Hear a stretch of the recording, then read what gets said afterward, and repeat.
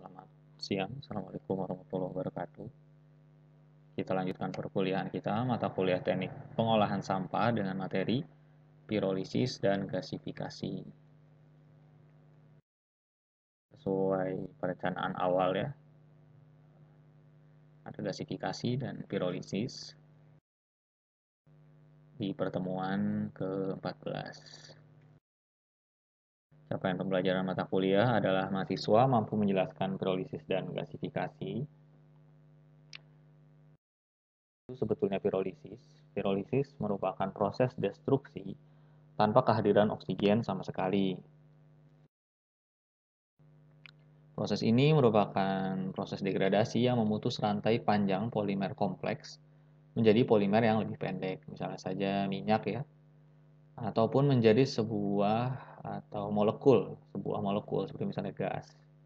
Atau juga bisa dihasilkan bentuk lain ya, yaitu arang.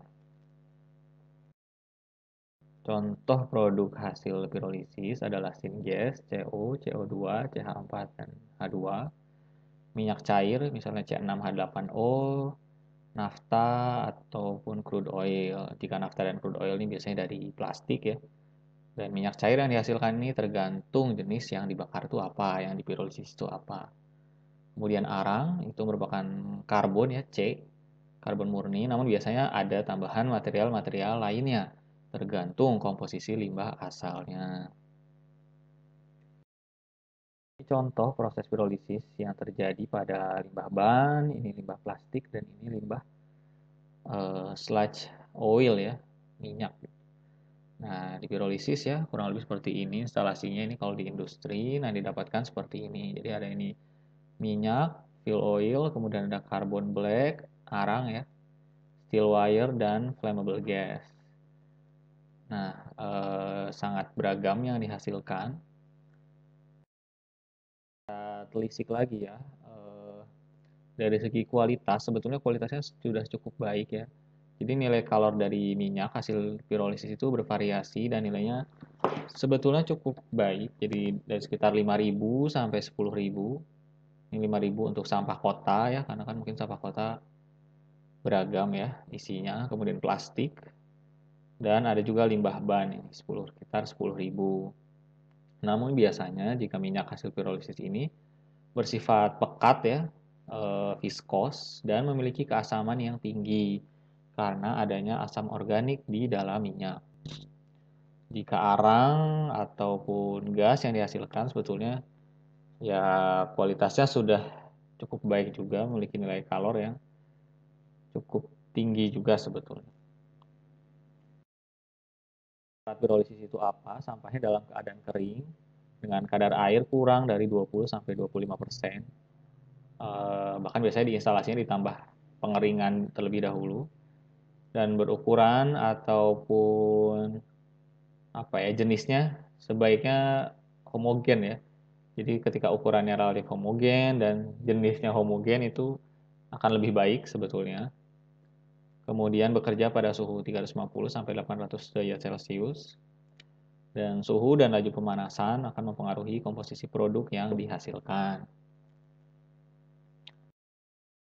Contoh ya, ini biomas misalnya yang dihidrolisis, dikeringkan terlebih dahulu, digrinding ya agar ukurannya sama, nanti dimasukkan ke dalam reaktor sekitar 500 derajat Celcius, nanti dihasilkan char, karena ini dari biomas ya, ini biasanya disebutnya biochar, kemudian ada bio-oil, dan nanti ada yang dihasilkan gas. Jadi ya komposisinya kurang lebih sama ya, ada char, ada oil, dan ada gas yang dihasilkan.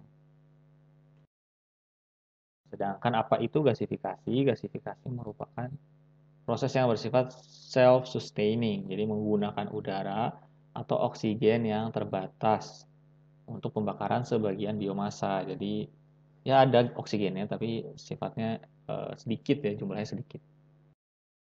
Produk dari gasifikasi ini syngas, jadi campuran gas CO dan H2.